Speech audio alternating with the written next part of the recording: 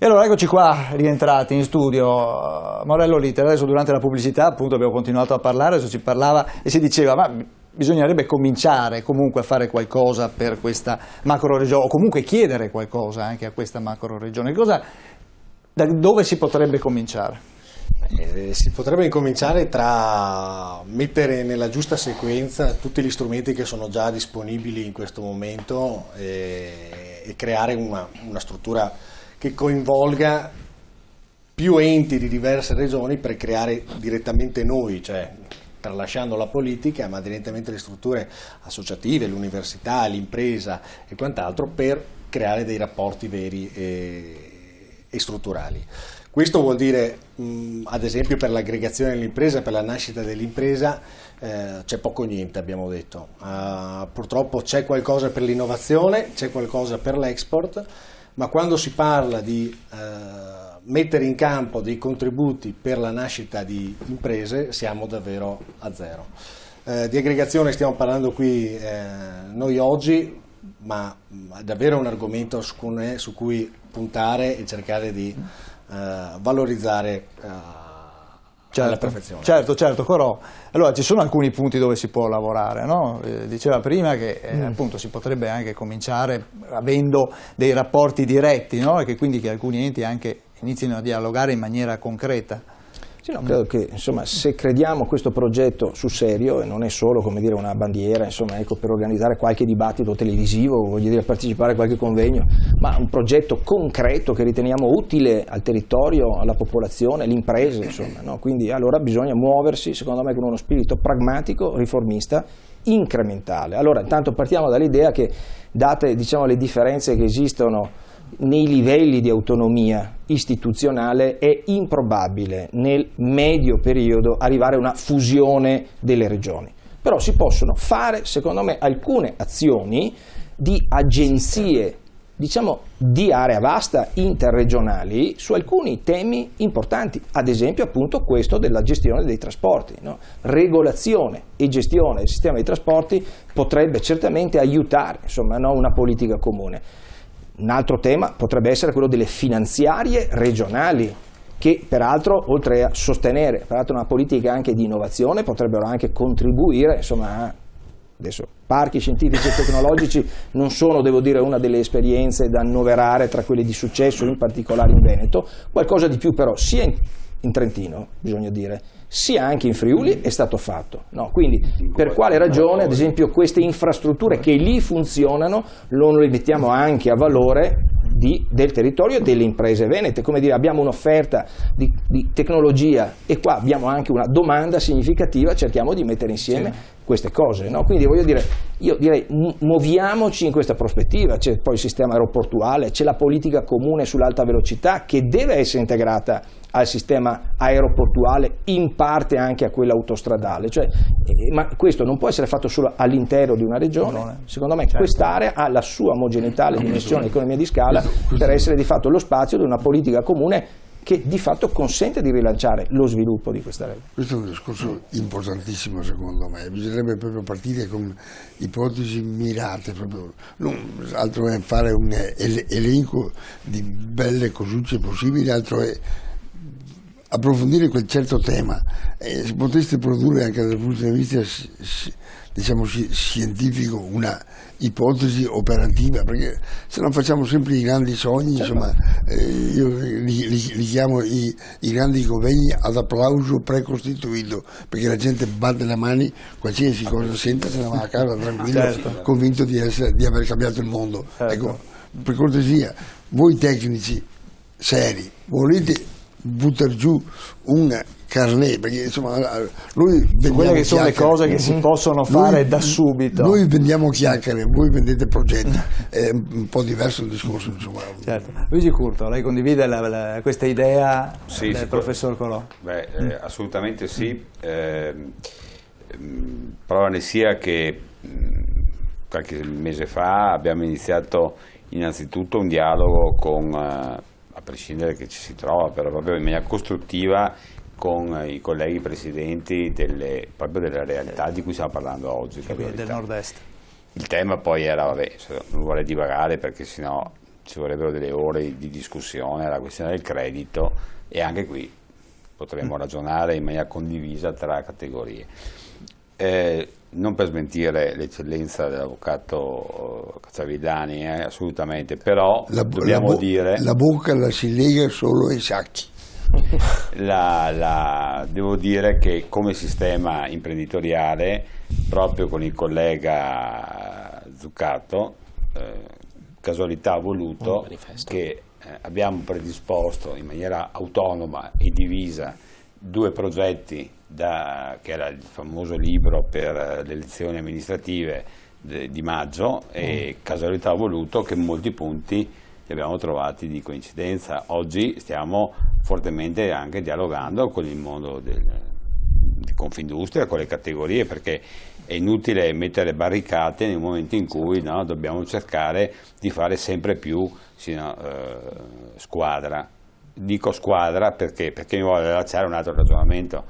Giustamente un modello che esiste, che può essere sviluppato e potrebbe portare ottimi risultati, sono le cosiddette reti di impresa, che sono partite, poi hanno avuto qualche rallentamento, e sicuramente come categorie economiche dobbiamo assumerci tutte le responsabilità anche di analizzarle e di portarle avanti.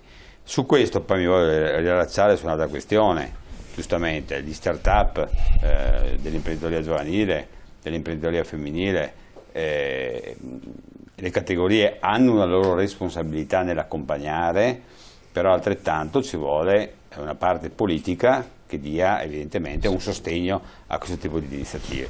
Perché dico questo? Perché qualche anno fa in Veneto si era costituito per le 2 aree più disagiate, la provincia di Belluno e la provincia di Rovigo, i famosi Eurobic, erano incubatori. Allora, nella vicina Friuli Venezia Giulia, a Trieste, continuano a sfornare start-up di 3 anni in 3 anni con l'accesso di nuovi giovani che si avviano. Da Bolzano funzionano. Io ho incontrato qualche mese fa il responsabile della finanziaria di Bolzano, che poi l'ho incontrato un po' anche in tono polemico, purtroppo una seconda giacca che spero velocemente di togliermi, di presidente anche della Camera di Commercio di Belluno. Questo era il motivo, perché erano arrivate delle lettere ai nostri imprenditori, anche industriali, di invito a portare le loro aziende lì. Il motivo dell'incontro è stato questo. A un certo punto poi, dopo l'inizio non tanto felice, poi man mano crescendo siamo arrivati a un dialogo, e mi raccontava la loro esperienza di questi loro, non si chiama Eurobic, non mi ricordo il termine, che da anni funziona. E allora io mi sono posto una domanda, e proprio in maniera proprio, scusate, semplice, ho chiesto, noi purtroppo abbiamo avuto l'esperienza che in provincia di Belluno abbiamo dovuto liquidarlo, e ogni categoria socia ha dovuto sganciare i soldi per liquidarla.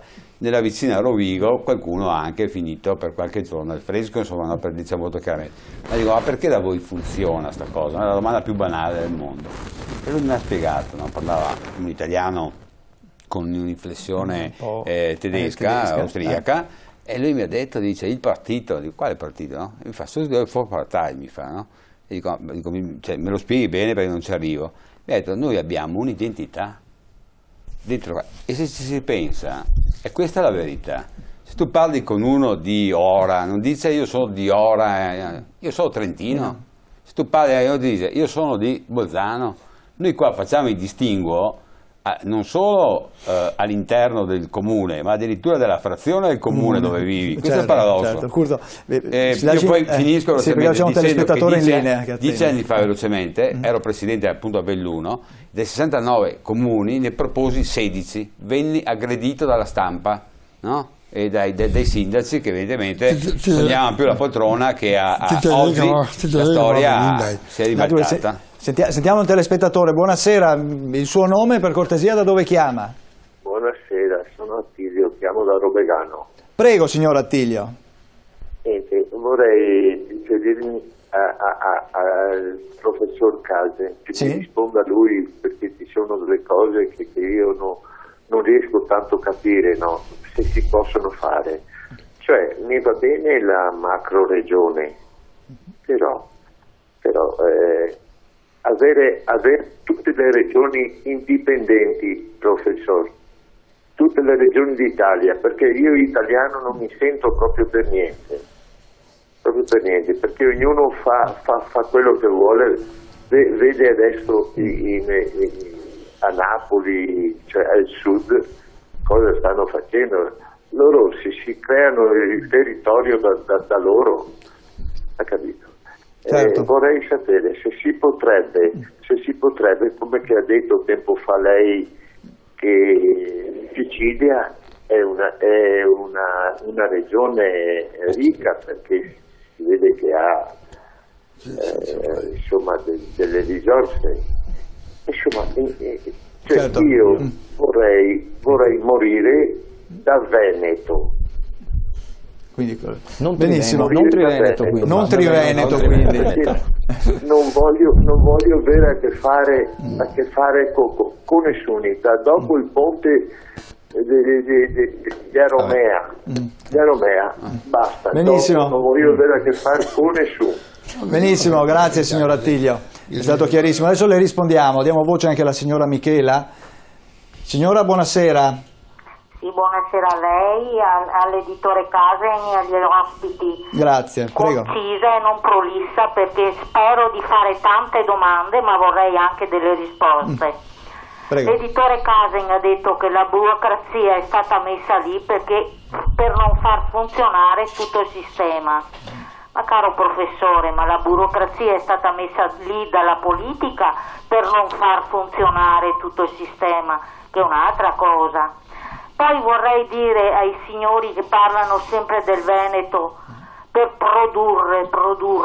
Nessuno di voi parla mai della qualità della vita, di abbassare l'inquinamento. Non vorrei che noi veneti fossimo qualificati come schiavi, gli unici rimasti nel globo terracqueo, perché vedete, ha fatto impressione a me le settimane scorse, quando c'era molto inquinamento, ad esempio a Padova, che dicevano che ogni giorno in ospedale a Padova, nei giorni del grande inquinamento, arrivavano anche 100 bambini malati di bronchiti, di asme, eccetera, e questi bambini saranno il nostro futuro. Perché vedete, a mio modesto giudizio, il Veneto non deve produrre di più, ma deve produrre meglio. Abbiamo i cinesi che vengono a copiare la nostra conoscenza, poi magari chiudono le fabbricuzze nostre e se ne vanno in Cina, e questo non dovrebbe succedere. Ricordatevi, signori, che in questi giorni parlano delle onde dallo spazio, eccetera. Se non erro, i primi due ad averle individuate sono stati due studiosi veneti, uno che si trova a Londra e un altro che si trova in America, mi sembra. Il primo microchip è stato creato dall'ingegnere vicentino, se non erro. Il primo motore a scoppio fu inventato da un altro ingegnere trevisano. Per non parlare l'altra sera ho sentito Giovanni Rana intervistato, e Giovanni Rana ha detto che lui alla quinta elementare, pensate dove è arrivato. Poi vorrei non sentir parlare di nord-est, a me non piace la parola nord-est, anche perché il nord-est ne è un qualcosa di insignificante. A proposito, nel nord-est dovrebbe essere compresa anche l'Emilia Romagna. Cosa c'entra l'Emilia Romagna con il nord-est, col Triveneto? Per non parlare poi delle fusioni dei comuni. Qualcuno ha parlato di fusione dei comuni troppo piccoli perché non hanno le risorse. E ti credo io, se ci mandiamo a Roma 22 miliardate all'anno, probabilmente non è la fusione dei comuni che deve essere fatta, ma è l'unione dei servizi dei comuni. Perché vedete, ogni comune ha il suo stendardo, il suo gagliardetto e quant'altro. Signora Michela, ha un'altra domanda? No, ne avrei 100.000, ma mi fermo qui. Ecco, grazie, si fermi qui perché abbiamo poco tempo. Grazie. Buonasera, grazie della telefonata. Giordano Riello, la domanda era per il professor Casen, a dire la verità. Il primo telespettatore è Attilio, che proponeva l'indipendenza per tutte le regioni. Sì, allora si può anche percorrere quella strada, però credo che lasciamo l'eredità ai nostri nipoti, non ai nostri figli, e quindi andiamo concretamente a quello che è possibile fare, e questo può essere una presa di consapevolezza di una determinata macro area che può insegnare anche alle altre regioni italiane, che noi abbiamo delle regioni che fanno 350.000 abitanti, quindi non si capisce questo regionalismo come è nato, con quale criterio, eccetera. Poi non è che noi perdiamo la nostra specificità perché ci mettiamo insieme, anzi bisogna conservarla, cioè la unicità nella diversità, quindi ciascuno mantenga e deve mantenere questo, perché uno degli errori che è stato fatto nell'Unità d'Italia è perdere la peculiarità delle regioni, cioè ciascuna regione esprimeva le sue cose, ma ripeto e mi ripeto per la 100ª volta, la regione che è stata più sacrificata in Italia è stato il Sud. Non pensiamo al Sud di adesso, pensiamo al Sud di Francesco II o Ferdinando II. Anche allora c'era lo spread, si vendevano i titoli di Stato, ma chi faceva lo spread era Ferdinando II a Napoli e lo subiva l'impero asburgico, non so se mi spiego. Quindi quando l'invasione da parte dei Savoia a sud è stata l'espropriazione di tutto quello che avevano, l'Ansaldo era di Palermo, non so se mi spiego, ma bisognerebbe tornare seriamente a capire che tipo di unità d'Italia abbiamo fatto. Va bene, discorso. E questo è il grosso problema, per cui questo non deve intimorire. Una delle problematiche più grosse del Sud è un'altra. I fondi che lo Stato dava all'epoca della Cassa del Mezzogiorno andavano a sud, ma venivano assorbiti a nord, attraverso per giri strani, eccetera. Per cui questi preconcetti vanno abbandonati. Noi siamo quello che siamo, ci mettiamo insieme e facciamo forza. Se ci mettiamo separati, è il discorso che diceva un attimo fa con la Volkspartei. La Volkspartei non è che li tiene, cioè ognuno fa le sue cose, ma sanno che c'è un indirizzo collettivo, una condivisione di decisioni collettive che va in una certa direzione. Il garante, la Volkspartei, non è quello che fa, è il garante che deve far funzionare tutti gli altri. E questo è il problema. E invece c'è l'altro aspetto che volevo dire, è che per esempio in un'area come il Veneto non c'è investimento dall'estero, è una cosa spaventosa. Cioè abbiamo un'area che è produttiva, che è capace, che funziona, che ce la mette tutta, perché una regione come il Veneto, Friuli, eccetera, è sicuramente meritevole, però non ci sono investimenti. Che cos'è che blocca questo? E allora bisogna fare quello che si sta dicendo, una macro area, ma soprattutto il gruppo Riello sia stato, creare competenze, creare competenze, perché noi abbiamo poi ci lamentiamo quando arriva di solito. Abbiamo una produzione che è notevole ed è buona, però bisogna che sia in grado di assorbire anche quello che le università mettono fuori. Attenzione, però non sempre le università sono in grado di dare quelle eccellenze di cui il Veneto ha bisogno. Certo, Corò voleva intervenire un attimo. Abbiamo risolto parecchi problemi stasera, non li risolviamo tutti perché domani restiamo magari si risolvessero così rapidamente. Scioglierei la cosa. Prego, brevemente. Tutta che a me indipendenza piace poco, piace di più la parola autonomia, credo che bisogna guadagnarsela, cioè bisogna anche dimostrare, quindi l'idea appunto di riuscire ad avere dimensioni adeguate per gestire funzioni rilevanti, anche questo è un modo per arrivare verso l'autonomia. Dico solo che una cosa che nel documento mi pare interessante, in questo documento manifesto, è anche quello di dire che questa è una regione che non si distacca da qualcosa, ma che vuole essere protagonista di un ridisegno della governance europea, perché anche qua l'Europa oggi, l'Unione Europea, sta attraversando una crisi durissima. Allora, in che modo si ricostruisce una governance? Anche attraverso, credo, iniziative come queste che entrino in relazione con altre regioni, che l'Europa oggi in un modo diverso di governare, delle cose utilissime per i cittadini. Siamo in chiusura. Una diciamo, citazione dotta. Un certo padre maestro Sarpi, 1606, diceva in una lettera celebre: l'autonomia si professa, non si rivendica. Professore, lei ha citato l'Europa, e l'Europa oggi ha fatto 2 operazioni economiche importantissime da 500.000 euro l'una. 500.000 euro investiti nella protezione dei bachi da seta e altri 500.000 euro investiti per studiare l'impatto delle pale eoliche sui pipistrelli.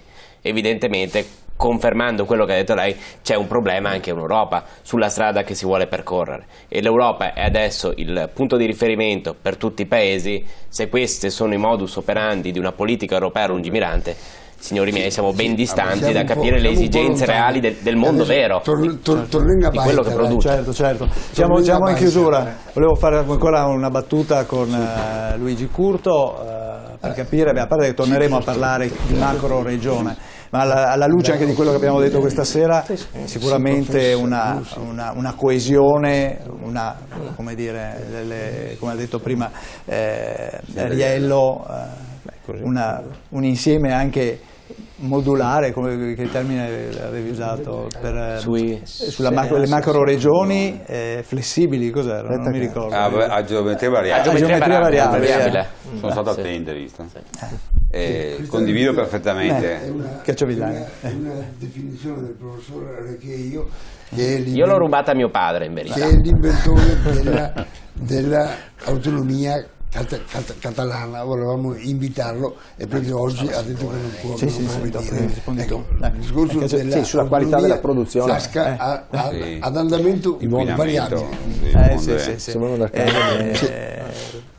Vuole concludere? Sì. Direi che è stato interessantissimo, perché alla fine c'è molta condivisione di pensiero, quindi ben venga l'operatività, l'idea è da sviluppare. Morello Ritter, rispondiamo alla signora Michela sulla questione dell'ambiente, delle produzioni. La signora Michela ha perfettamente ragione.